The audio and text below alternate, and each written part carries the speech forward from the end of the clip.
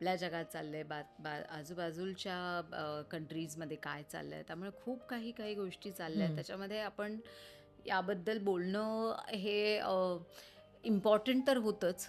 कारण मला याबद्दल सांगायचं होतं लोकांना, की तुम्ही टेस्ट करा.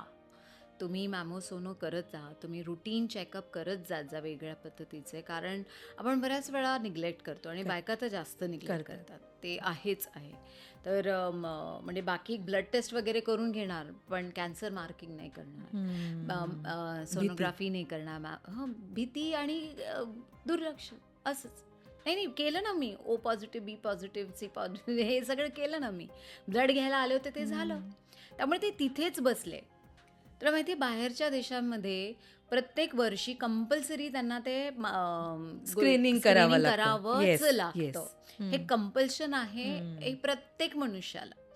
आपल्या इथे जर तुम्ही कॉर्पोरेट जर माणूस असाल, तर तुम्हाला कदाचित त्या पॅकेजमध्ये येईल तर तुम्ही करून घ्याल. हं.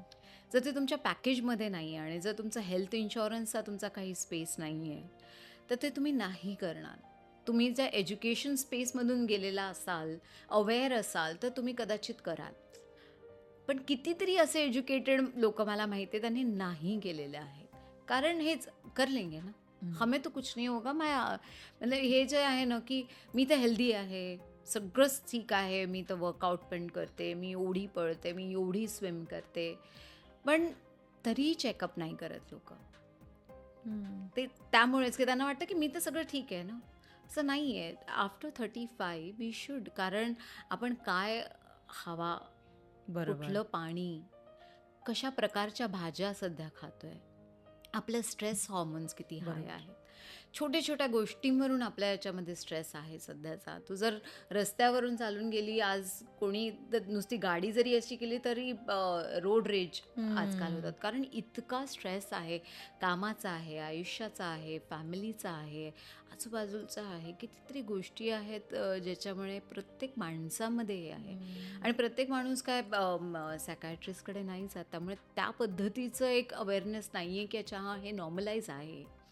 आता सध्या आपल्याकडे आहे की आता कुणी एखादी बाई अशा पद्धती बिहेव केली तर कॉर्पोरेटमध्ये मी अशा बऱ्याच केसेस ऐकल्या म्हणतात की "अरे, तू पिरियड्स आलाय काय तेरे को?" हं.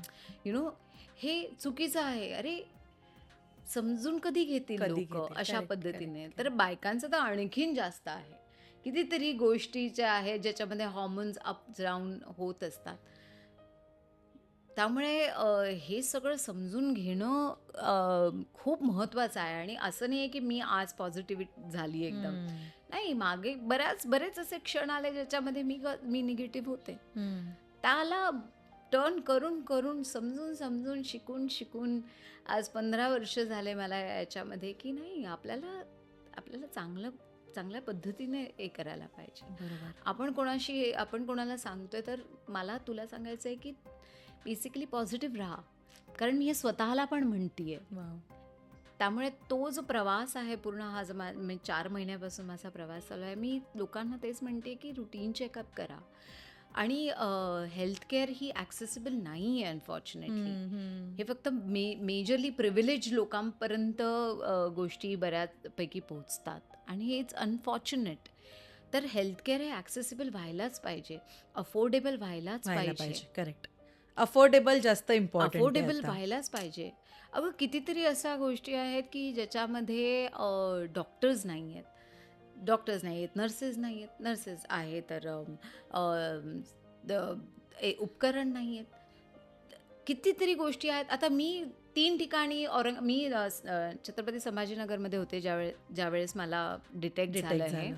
माझे बाबा तिथेच ICUमध्ये होते. हं. त्या ICUमध्ये मी तिथे डस्टबिन नाही. हं. सगळ्या ठिकाणी कचरा पडलेला. तर मी त्यांना जेव्हा मी म्हटलं, की "तुम्ही का नाही साफ करत आहे?" म्हटलं, "माझे बाबा तिथे आहे." मी म्हटलं, "फक्त माझे बाबांसाठीच नाही, माझा शेतकरीसुद्धा याच हॉस्पिटलला येतो. हॉस्पिटलला येतो. माझे सगळे लोकं इथेच याच हॉस्पिटलला येतात." मी म्हटलं, "तुम्ही माझ्या फक्त वडिलांसाठी तुम्ही साफ करून देताय, नाही चालणार." म्हटलं. "तुम्हाला अख्खं ICU साफ करावं लागेल. अख्खं हॉस्पिटलचा कचरा तुम्हाला हे करावा लागेल."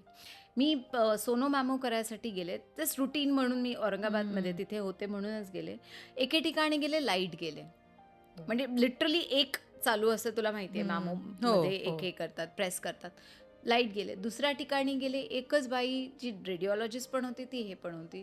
म्हणजे आणखीन चांगले फॅसिलिटीज व्हायला पाहिजे, ॲक्सेसिबिलिटी व्हायला पाहिजे, अफोर्डेबिलिटी तर ऑफकोर्स व्हायला पाहिजे. मला तर असं वाटतं की आता हे सोनो मॅमो जे आहे ते इतकं महाग आहे की त्यामुळे सुद्धा बऱ्यापैकी लोक करेक्ट नाही करत. करेक्ट ते फ्री असायला पाहिजे, तेच तुमच्या याच्यामध्ये असायला पाहिजे, मेडिक्लेम मध्ये मेडिक्लेममध्ये असायला पाहिजे. बऱ्याच गोष्टी नाही आहेत त्या. सो असं वाटतं की किती काम करणं बाकी आहे. पण या निमित्ताने तुम्हाला ब्रेस्ट कॅन्सर बद्दलचं एखादं मिथ जे जे जे मिथ आहे ते चूक आहे असं वाटतं ते तुम्हाला आज क्लिअर करायला आवडेल.